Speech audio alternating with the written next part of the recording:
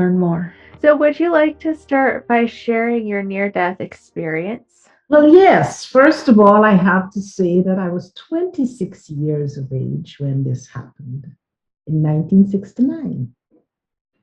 And it was a regular Monday morning, I had one child, getting the baby ready for the babysitter and getting to work. But throughout the day, it was my first day back at work after a period of being away on sick leave.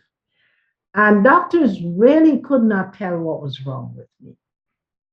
And I returned to work that Monday, but throughout the day, I noticed that I was first uncomfortable, and then I was in a lot of pain.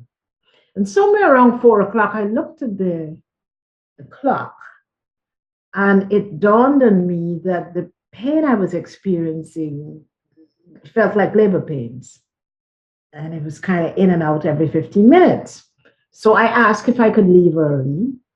And this was in London, England. That's where we lived at the time. Got into the elevator, and as you can imagine, in the 60s, elevators were kind of like very, very kind of old fashioned. And when the elevator stopped, usually they stopped with a jerk. And when I experienced jerk, oh my God, I really went into a tremendous amount of pain. Now, the only other person in the elevator with me was a Hindu woman. And I knew she was Hindu because she was wearing her traditional outfit and the dot on the forehead. And as the elevator jerked, she looked at me. She says, "Are you all right?" And I said, "No." And I collapsed. When I collapsed, the door opened, and she got help from other people who were in the lobby. And because the hospital was in close distance to the building where I worked, they hailed a cab, and they put me into this cab, and she got into the cab with me and got me to the hospital. When I got to the hospital, I think I was kind of like semi-conscious, and I insisted that I didn't want a stretcher. I wanted to walk in, and between the cab driver and my new friend, they kind of held me up, and then we got into the emergency room, and I collapsed. Now, the taxi driver drove away with my handbag because my handbag was in the cab. You see, he brought it back the next day, but he drove away with my handbag with all my identification in it. So now here I am, I'm collapsed. I can't speak for myself, and they're asking her what is her name. I don't know.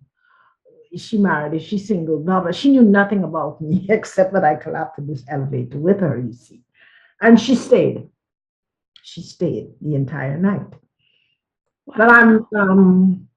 they rushed me into emergency room because now they have discovered that I have had a baby that has been dead inside of me for 3 months.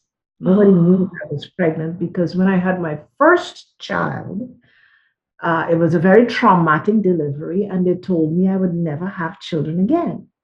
So nobody, including my doctor, thought of running a pregnancy test.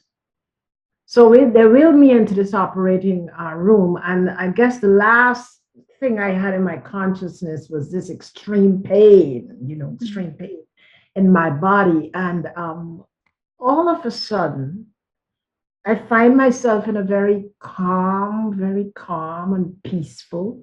The pain is gone, and I'm in this very peaceful state. But I'm up on the ceiling, and I'm looking down at my body on an operating table. And the first thought that enters my head is, how could I be in two places at the same time? Because it seemed to me that the consciousness level I was in, I was a lot more acutely conscious than I ever would have been when I was kind of alive, you could say. And so I'm looking down at these doctors and nurses, and the nurses are kind of scurrying over with the equipment and so on and so forth. And I'm baffled because, first of all, I want to let them know that I'm no longer in pain. And there's no need for them to continue with this operation, see? But then I realized that they could not hear me. So the next thought in my head was, how do I get off of this ceiling and get down to floor level. My conscious processing was very, very, very more alert and acute than it would have been when I was in my body. And as soon as I thought about it, I found myself on the floor. Mm. Now I'm running from one doctor to the other, trying to say, hello, this is me. You don't need to perform this operation. I don't understand why, but I feel fine. And then it dawned on me that they could not see me, nor could they hear me. And then the thought in my head was, well, women are a lot more sensitive. Let's try the nurses. So I'm running from nurse to nurse, going, hello, this is me. I am here. You need to listen to what I have to say. And then it dawned on me, they can't hear me either. And then I look at the equipment, the equipment that is kind of tracking your heartbeat. And I watched the moment when it flatlined. And I thought, there's something wrong in this room. First, the people cannot see me. Now the equipment has malfunctioned because you see, you could not explain to me in the consciousness level I was in that I had just died. That just didn't cross my mind. So when the doctor turned and picked up the paddles, the paddles, they're going to shock your heart. For some reason, I could see the corona of electricity around the paddles. And the thought in my head is, I'm not dead. If they apply that amount of electricity to my heart, they may accidentally kill me. So I have to get out of here. Mm. And with that thought, I found myself through the ceiling and into an extremely dark tunnel. And when I say a dark tunnel, the darkness was so deep that it's kind of hard to find words to explain it. And I'm moving very, very swiftly through this very, very dark tunnel. And then I come around a corner. And as I come around a corner, I could see the end of the tunnel. And at the end of the tunnel, there was this amazing velocity of white light. And again, the thought in my head, because I'm processing, the thought in my head was, if I survive this, I'll probably lose my sight. Because you know how we say you should not look up at the sun? Well, the light before me was infinitely more intensive than the sun. And then I merged. I exited the tunnel and I merged with the light. And I know this sounds kind of lame, but there are really, really no words in any language to explain what it feels like when we merge with light. It was this most exhilarating feeling, this most peaceful feeling. And I was very aware that I had become love. I was very aware, instantly aware, that light and love is the same particle. And I was acutely aware that I had merged with this light and I had become love. And then the next thought in my head, well, how does one get around in this environment? And no sooner than I asked the question in my mind, I began to move. And I moved and I traveled in this intensity of light and feeling this intense feeling of love. And I stopped at a what would have been a vast TV screen. I mean, today we have large TV screens. In the 60s, we didn't. It was the largest TV screen I'd ever seen in my life. I still haven't seen one as big. We stopped at the screen and the screen lit up.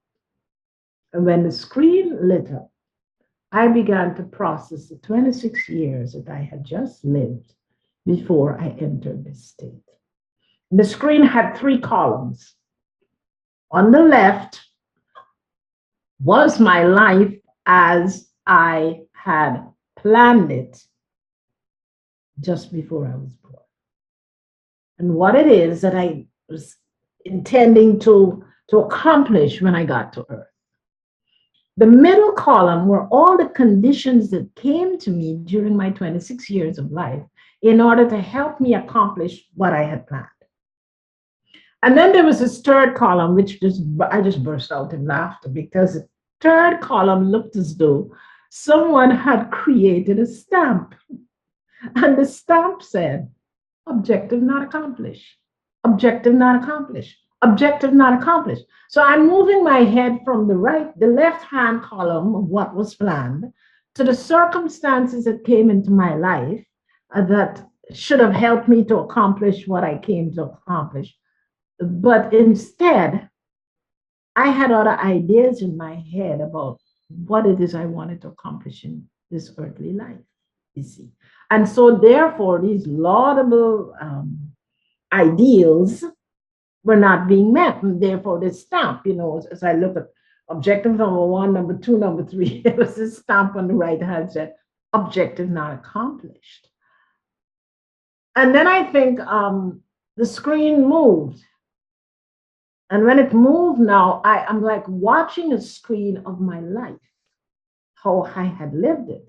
And, I had gotten married at 19 and went to England. We left, I was born in Guyana, South America. We left South America and traveled to England with the intention of getting a better life and getting an education. And it seems as though we were in the middle of accomplishing that, but I had adopted all of the first world objectives. You got to have money, you got to be rich, you got to, you have to accumulate stuff that will speak to what you think is your identity. And I'm watching this as this screen is scrolling very slowly. And I'm looking at the objectives that were set, and I'm like, how could I have been so stupid? I spent my energy and my time accumulating stuff that had nothing to do with the plan that I came with. And as I'm looking at that, I could see why I attracted the people I attracted into my life, some of whom were very positive and very loving and very caring. Others were there as challenges. And one of the most amazing thing about that is particular one person in my life who I considered very negative at the time and very challenging was really someone who really lived with me in another lifetime, loved me dearly, and figured out that love was never going to allow me to get it. So in this lifetime, that person made a determination that they would devote their life to irritating me, to finally get me to where I needed to be. It was very interesting, and I observed the 26 years. One of the things that stood out for me was prayer, because I was raised in a very Christian, deeply Christian environment, and I was taught how to pray. But now I'm looking at this review and I'm thinking, they only taught me how to tell God what I want. Nobody really emphasized that I needed to be asking God to fulfill my destiny. You see what I mean? So now I'm asking the question, but prayer has two sides to it. There is the asking, and there is the silence, so we could listen. But then it occurred to me that my religious upbringing did not teach me about meditation and contemplation and being silent before God. So now I'm asking the question, who in the world taught me how to pray? Because what they taught me was only one side of the image. And then, of course, what sprang up were the different institutions and people in those institutions who were kind of responsible from Bible study to whatever. And I'm thinking, what? They did not teach the entire concept. So the screen comes to an end. Or while I was on that screen, I discovered that you can't get paid twice for anything in this world. That we ask, we pray, and we ask for what it is that we need. And if when we get it, we use it so that we can make money or the world's compensation, then we've got what we asked for. We can't expect to get a blessing for something that you're doing for which you're being paid. And that it's the things that we do, that smile that we flash that is full of light. It's the things that we do voluntarily and without compensation that really brings the blessings into our lives. And the screen came to a stop. And I was one of those young people living this Christian life with a lot of questions from the Bible. age 9, 10, 12, I had these phenomenal questions. And so the one question that popped into my mind, now I'm standing there, the screen is completely blank. And the question that popped into my mind was, He, meaning Christ, said, I came so you can have life and have it more fully. What did he mean by that? And no sooner I asked that question, the screen began to re-scroll. And now I am at the Akashic record. At that time, I did not know what it was, which is the record of everything that has happened, everything that has a potential to manifest itself into the world. And I'm now looking at the Akashic record, and now they have taken 6 past lives and dumped it into the one that I just reviewed. And the screen starts to re-scroll, and now it's a whole different review. I am looking at myself living in times when there was darkness on the earth and people walked around with torches. I watched myself as a woman and what it meant to be a woman in those days. And there was war between the tribes. And they decided that they will take the women and put them in small boats and put them out to sea because they were losing the war and they were afraid that if the women got killed, there would be no way of generating new life. And they put us on small boats and put us out to sea. And most of us, including myself, drowned. And in this lifetime, I've really, really had some love to be in the ocean, etc., but fear. And I'm now working through that fear. I saw myself at when they pulled Moses out of the bulrushes. I was one of the women who was present at that time. I saw myself living dire poverty. I mean, hunger. And you see, when you're reviewing this thing, you're experiencing it. You're experiencing the hunger. You're experiencing the fear, you know. Then I saw myself as a, of course, I had the experience of being very poor. I also had the experience of being wealthy. It's all balanced. But I think the one that really, when I left, it took a while for me to be able to process, was I saw myself as a child, a Black child in the cotton fields picking cotton besides my mother. And I could feel the pounding of the hoof of the master man on the horse. I can hear every time that whip goes out, because if you can't keep up your quota, you're whipped, you see. And I know that I'm a child and the fear that I feel that when the master man gets to me, I'll be whipped because I'm a child. I can't keep up with the quota. And then the screen moves to another lifetime. And guess what, Melissa? I am the white man on the horse, flipping the whip in the cotton fields. We live it all. We live it all. There's no need to point fingers. And I review the seven lifetimes and how they have affected the choices that I made in coming to Earth this time around. And the screen came to an end. And when the screen came to an end, again, my thinking, and I teach this a lot these days, what you think is what you become. The energy that you're following in the world is the energy that you will attract onto you. So I began to ask the question, well, how does one move around in this environment and what more is there to see? And I started moving and I came to a river.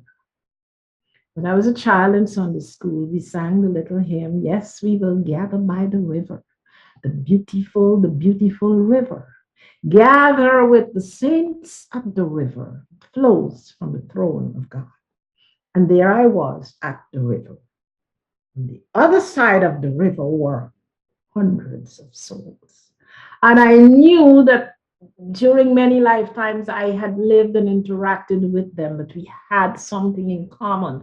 And the something that we had in common was this thing called love. And they're on the other side of this river, and they're beaming this phenomenal amount of love. And as they beam the love to me, I can see that love turns into light. And so they're beaming all this amazing amount of light to me. And then my aunt, who was the most recent person who had died in my family, she stepped into the water and indicated to me to come. So I stepped into the water and I'm moving towards her and she's moving towards me. And then just as we're getting ready to that spot where we can hug each other, she stopped and she looked at me and she says, I'm so sorry, but they're sending you back. And I said, why? I don't want to go back. And she says, no, they're sending you back. And I said, why? And she says, well, they want to send you back with a message. And I said, there are millions of people back there. They can find someone there and give that person the message. You see what I mean? And they said, no, it's a message we'd like for you to take back with you. That there is more to life than meets the eye, and life is eternal. Now, with that piece of instruction, I suddenly found myself falling. I mean, I can experience the falling.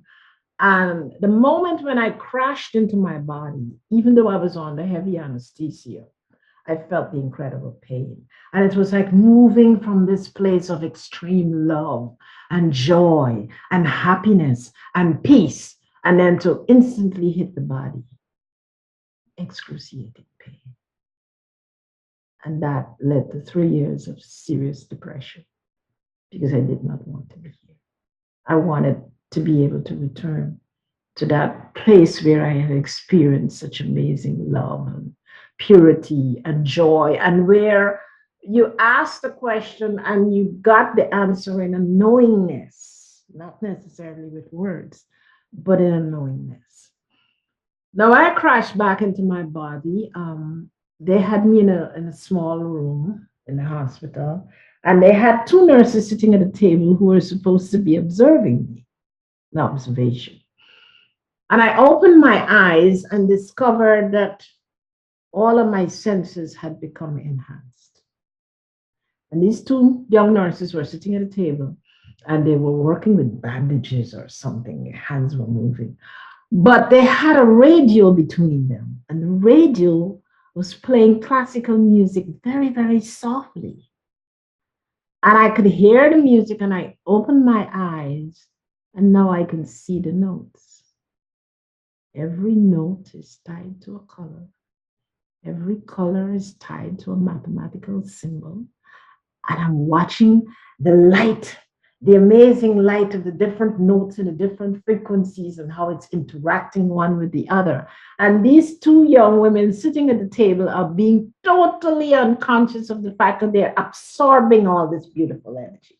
And then I think two male medical people came along and they're interacting with these two females. And again, I can see this amazing light that they're consuming, body's consuming it, but they're totally unaware. I want to say something, but I can't because I've got this thing in my throat, you see, I can't speak.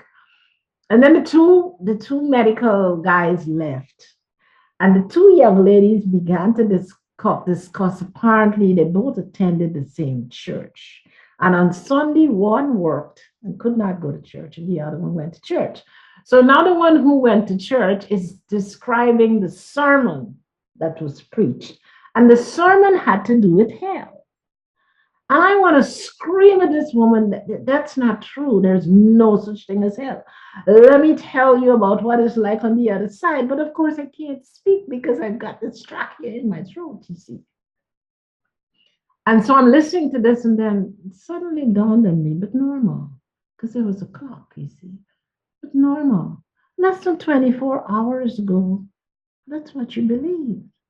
What could have happened to you that your belief system has just completely changed? And the journey began. My Hindu rescuer, I was hospitalized for 9 days.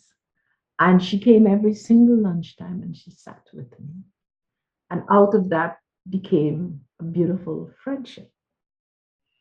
But we both agreed that since she was very, very much Hindu and I was very, very much Christian, we agreed we would never talk about uh, religion so that this friendship could develop. And that allowed me to walk beside a deeply religious Hindu woman and observe their practices. And she got to observe mine.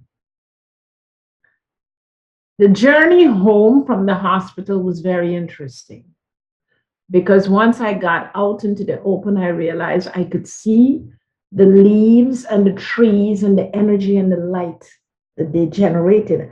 I could look at the tree and see all the way down into the roots and how it pulled the energy from the earth all the way up to the top of the tree to give to us oxygen. So my sight had been enhanced. The other thing that was enhanced was light bulbs just went out all around me. If I was walking on the street lights, the bulbs would blow. Electronic equipment would malfunction around me. It took quite a while to be able to adjust to that and to manage that. But it started a whole new way of experiencing life. I experienced 3 years of serious depression because I did not want to return. And I had no way of knowing how I could re enter this beautiful, beautiful space that I had experienced. And that's what drew the 8 teachers into my life. So that eventually I was able to get out of my body and travel dimensionally. Now, I did not speak about my experience for 15 years because in the sixties, you didn't go around. There was no name for it. And I was very acutely aware that if I talked about it, they probably put me in a mental institution. So I did not speak about it for 15 years until my mother was dying. When my mother was dying, I wanted her to know that she was going to a beautiful place and that there was no need for fear. And for the very first time, I shared it with my mother. And then soon after, both my mother and father passed, we came to the United States of America and I began the journey of ordination. And I was doing internship at New York Avenue Presbyterian Church in Washington, D.C.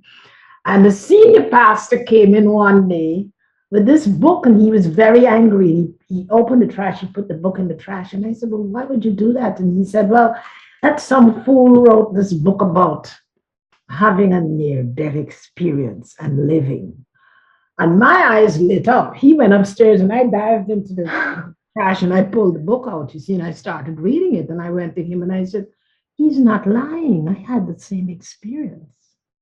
And then it was the New York Avenue Presbyterian Church that encouraged me to speak about my near-death experience. This is a question that a lot of people have. Maybe you have a perspective on this. Why is it that we can't remember what we planned for our lives when we get here? And it seems to be so easy for us to get off track. Earth is a very low vibration. Mm-hmm. And we have descended into a low vibration. To help you to understand that, think about having an old-fashioned radio. You know, those little old-fashioned radios. And it was very, very limited in bandwidth, if you know what I mean. Yes. And so if you wanted, like, for example, I was born and raised in Guyana, South America, a third world country at the time. If you wanted to catch a station in England or America, it was almost impossible. There wasn't enough bandwidth and the frequency was too low to be able to connect at that level. Got that? Now, when we are born, because since then I have had the opportunity to actually watch my last child design his lifetime while he was in spirit, put the plan in place, then get born. And my youngest child is now 35 years of age, and I have watched him live exactly what he planned, right out to him getting married last year. We drink the cup of forgetfulness when we are about to be born. Because if we don't, all that information will be in the way. You see, and we take it for granted that we can use our hands, we can use our minds, we can walk, we can talk. But that's phenomenal stuff that we have to relearn once we enter the earth. So we drink the cup of forgetfulness so we can master the things that we have to master. For example, while we are still babies in the womb, we have to master the art of building bones.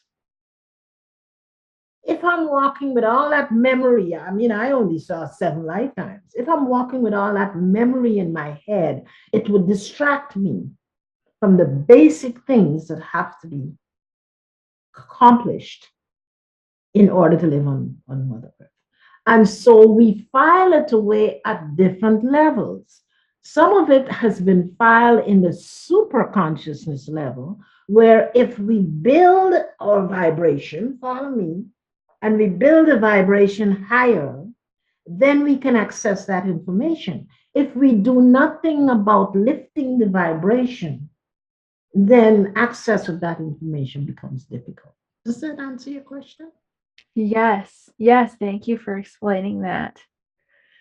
You mentioned that we have some relationships in our life that are very loving and comforting, and then other relationships that can be more of a challenge. And perhaps there's a reason for that based on past lives. So, if there is a relationship in our life that is challenging, what's the best way for us to handle that so that we can accomplish whatever we're trying to accomplish with that relationship? There's a line in the Lord's Prayer that is very much aligned to a line that you found on the doorways of ancient temples. The doorways of ancient temples you'll find as above, so below. In the Lord's Prayer, you will find a line, thy will be done on earth as it is in heaven. That's, you see, somebody taught us to pray, but they taught us to pray, well, whatever you want, you ask for it and you will get it. But then we need direction. You see, I needed a spiritual teacher to teach me what to pray for. He said, don't pray for things that you can actually accomplish here with your 2 hands, your 2 feet, and your brain. Pray for things that is really difficult for you to accomplish, like manifesting your purpose. Does that make sense? Yes, absolutely. Thy will be done. As above, if you're not a Christian person, as above, so below. Because before you came here, you came with a plan. And the goal was that you will accomplish that plan. And you placed into that plan, this is very interesting. You placed into that plan people who are going to lavish you with love and people who will love you so much that you will drive you out of your mind and into your spirit. I love that way of looking at it. Definitely had some of those in my life. Oh, yes. And they do a good job. So I remember you talking in a previous interview about how you tried to return a couple times, and I don't remember the details of that except that they kept sending you back. Is that something that you'd like to share about? I'm so glad you asked that question. When I first returned, the first 3 years, I was seriously depressed. I attempted suicide 3 times. And then I got depressed because I couldn't kill myself. So at that point, I'm like, well, if you, oh, and then they hauled me back upstairs, as I call it, in the dream state. And I met with, there were 9 beings, and they told me they were the Council of Nine. And they told me quite categorically that if I continued to this effort of trying to take my life, what I thought was a very difficult way to live with this knowledge that I had, they would just, when I get to the other side, slam me back into a baby's body with the consciousness that I had. And if I thought I had problems, I would really experience some serious problems because they'd slam me back into a baby's body with full memory. And that would be an almost impossible situation to live by. And and then they sent me back. And soon after that experience is when I met this elderly couple. In my book Awakening, I do talk a lot about he was 97 and she was 3 years younger than him. Phenomenal wisdom keepers on the planet. Phenomenal wisdom keepers. And between them, they held my hand and they took me through self discovery. And they took me to this place that made me understand, Norma, you're not a Guyanese. You're not an American. You're not British, all of whom, you belong to the kingdom of God. You belong to the kingdom of oneness. If you have a problem with the word God, you belong to the kingdom of oneness. This is who you are. And your birthright is love. And when you can embrace that, then and only then can we allow you the freedom to travel. But for as long as you kind of link to this low vibrational human thinking that human nature is it and all there is to it, you can't be allowed to travel. So then I was made to, I had to be in bed at 8 o'clock every night for 3 years, 8 to 11, and they would download information. And then I'll wake up at 11 o'clock with all this energy, do my housework, what have you, because I'm raising children, see, do my housework, whatever. But it took me having to make that commitment that I was going to step out, do whatever it takes to step out of that human nature vibration, which was low. And then they taught me the reason why they showed me the energy in music. So music for me is my world. Music is what I took into prisons. My purpose turned out to be transforming lives in prisons. And I ended up there 27 years as a chaplain, but also taking spiritual principles and putting it right alongside clinical practices to help people transform. But in order to do all that, I had to go through this understanding that you have got to let go of the human nature part of you because that's tied to a low vibration. And you begin to do this work. I call it work. And that will allow the vibrations to rise higher and higher. And then when it rises past the seventh dimension, then and only then you can begin this work of travel. And yes, I've returned 4 times.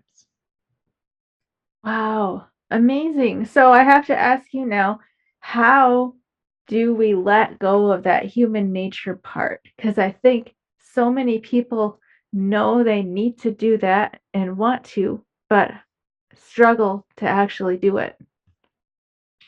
Discipline. I have 5 children, all of whom have been athletes. And one of the things that I've learned from them is practice makes permanent. If you're practicing the wrong thing, it will establish itself as permanent. If you're practicing the right thing, it will establish itself as permanent. You see what I'm saying? So I've got some kind of 7 little rules. First, I go get the body fit, the mind will follow. Because you see, you've got to get out of your mind and into your spirit. And rhythm is the key. You see? So when I start working with people, the first thing we got to do is let's get into exercise. You got to get into rhythm. You have to get into the rhythm of music. One of the very first things I try to establish for people who are working with me is what is the rhythm that you came here? We came here with a rhythm and we have to develop it, follow the patterns until we develop it to its fullest potential. And one of the things that guides have said to me over and over again, there is music for every human being that walks this earth. There is music out there that has been put out into the ethers that will help them to follow their vibration. So the first thing I do is try to find what is your rhythm. See what I'm saying? Get the body fit, the mind will follow. Begin to become mindful because we take our attention and our awareness. Begin to see your attention and your awareness as money. If I gave you $1 million, you'd be very careful how you spend it. Your attention is worth more than $1 million. Where are you spending it? So there's this thing called mindfulness in spiritual study, so that you are being aware where you are placing your focus, how you are spending your energy. You see what I'm saying? And then the discipline of routine. You got to get your life down, discipline to a routine. To this day, I started off with a routine of being awake at 4:30 in the morning. I'm retired now. I still come awake at 4:30 in the morning. It's a habit. If I'm in Japan, if I'm in Korea, if I'm in London, I can tell you when it's 4:30 in the morning in America. So you get your life into rhythm and you get your life into routine, you see. And you begin to pay attention. What is your intention for your life? Because in the human nature stage, we are taught that it's got to build up wealth and it's got to build up character and it's got to build earthly things. You've got to move now to a place where you begin to ask yourself, what is the intention that I have for my life? And you're asking the universe, you're asking the oneness to help you to manifest. Does this make sense? Yes, thank you for explaining that. Water is to the spirit what oxygen is to humans. Hmm. So you know there's a reason for keeping beautiful flowers in a vase in your house, you know. You're keeping a vase full of water where spirit can come and manifest. So that you begin to become more aware, mindfulness, more conscious of the real things that matter if you are going to enlarge your vibration. Mm. And as soon as we get to the place where I've gone as far as the 16th dimension, some people will tell you there is no such thing, but there is. Once we get past the seventh is that darkness. That is Wow. near that experience as we talk about. You got to go through the darkness, get beyond the darkness to the light. Wow. Am I making sense? Yeah. Can you tell us a little bit more about the dimensions? Is that something you're comfortable talking about? Well, it took years for me to be able to travel. Mm. The interesting thing is I'm working on this, working on my life, and I would like to say here that my journey brought me through something I call practical spirituality. Because here I was married, I was having babies, I was raising children, and I was expanding my spirituality. I did not have an hour to sit down and meditate. My meditation time was 10 to 15 minutes.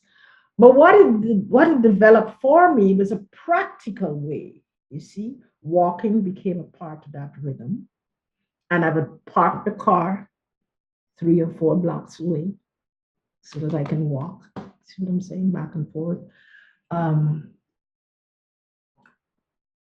so eventually I was so obsessed with this wanting to travel and I could get out of my body, but I couldn't get out of the room I was in. And that was very frustrating. And I have this friend, we have been friends, girlfriends for 48 years. And I taught her how to get out of her body. And she could get out of her body and travel, but I couldn't. So it was very, very frustrating. And then, believe it or not, I had this gentleman who did my taxes. That's who he was. Once a year, I would go, he would do my taxes. I started small business, etc., etc. And I'm so frustrated that I can't do this travel. One night I'm talking to my guides, and my guide says, you're not acknowledging the obvious. The obvious is right under your nose. And I'm like, what is that? And he said, this gentleman that does your taxes has the potential to do that. But in my head, I only knew he was a tax preparer. I had no idea whether he had any spiritual ideas, ideals, or anything like that. And so my guide said, well, when did you ask him? Well, I didn't have the courage to ask. So sat down and I wrote a letter. And I said, there's an experiment I'd like to try. And I wondered whether you would help me with this experiment. And so he gets the letter and he calls me. He said, well, what's the experiment? And I said, you're going to have to come to my home because I really don't know where to begin with this. Well, it turned out that he was the ideal candidate. And he said, let's play with some music. The piece of music that emerged was the canon in D. And he said, well, let's tape it with 3 minutes silence between the two tapings. And then we just sat around one day, my son, my girlfriend, myself, and him, and playing this beautiful music in the background. I find myself relaxing. And he just simply said to me, he said, I'm going to count backwards from 5. And let's see what happens. And he went 5, 4, 3. By the time he had 3, I was traveling. And that began the journey. You travel to 7, and when you get to 7, it's total darkness, and you have to pause there. But for me, other people may travel differently. I paused there, and it's total darkness. And then there was like a rainbow of light that came up. I call it the kaleidoscope of light. It's beautiful rainbow, brilliant light. And then I found myself as though someone had put a vacuum cleaner on me and dissolved me right down to just an itty bitty speck. And the speck began to peruse the rainbow of light in front of me. And when I found the place in the rainbow of light that represented my own vibration, I was allowed to enter. And then from there now, from 7 now, you begin. 9 is music. Oh my God. And I remember thinking, if I had listened to my mother and learned how to play the piano, I could possibly write all this music down. You travel through 8th and 9th and 10th. When you get to the 12th, there's another breakdown. And I've been able to go as far as 16. But whenever I get out of body, the thing about me, I want to go right back to the Akashic record because I always have questions. I had 3 notebooks full of questions that I started asking from age 12 until my maturity. So when I get out of the body, I generally go to the Akashic record. Unlike what there may be other people who can do this, but when I go to the Akashic record, I can't read other people's record. I go to read my own and to see what development. I may be working with someone and there's something that I need to be reminded of. But I don't have that ability to go to the record and read other people's records. Well, Norma, thank you so much for everything you've shared with us. I'd like to give you a minute to talk about your book and your website and anything else you have going on. Well, my book, it took all of these years. I'm 79 now. It took all these years for me to write this book. And it's called Awakening. And it starts from my birth, because I think my awakening got started at birth, all the way to my near-death experience. It talks about the near-death experience in depth. And then it follows my life towards accomplishing the purpose I came here. Because when I came back from the near-death experience, I could remember everything except the fact that I knew they told me what my purpose was. But when I came back, I forgot what it was. And I could see why, because there was so much training that was necessary for me to accomplish it. And eventually I got to this place and I'm asking of my guide. I said, what is my purpose? I need to know, I'm getting older. I need to know. And I was driving in a car one day and the voice said, pull over. And I did. I pulled over. And I pulled over. I turned off the engine, and one word dropped into my mind: prisons. Prisons? Am I going to get do something wrong and get incarcerated. I mean, I got very concerned at this one word. So I got in the car now and I'm screaming at God. I know nothing about prisons. I have nothing to say. I ran out of gas. I drove all the gas out of the car. And eventually I went to my pastor. And I said, well, I'm hearing here prisons and I blah, blah, blah. And she listened to me and she says, you finished? She says, it seems to me nobody's asking you to do anything except go put your pair of feet into a prison. And then you might discover what it is they're asking you to do. Show up. If you show up, then the Spirit of God might show you what to do. And that's exactly how it worked. Exactly how it worked. 27 years, hundreds and hundreds and hundreds of lives. But when we can get to that place of living out our purpose, it's the most joyous, peaceful.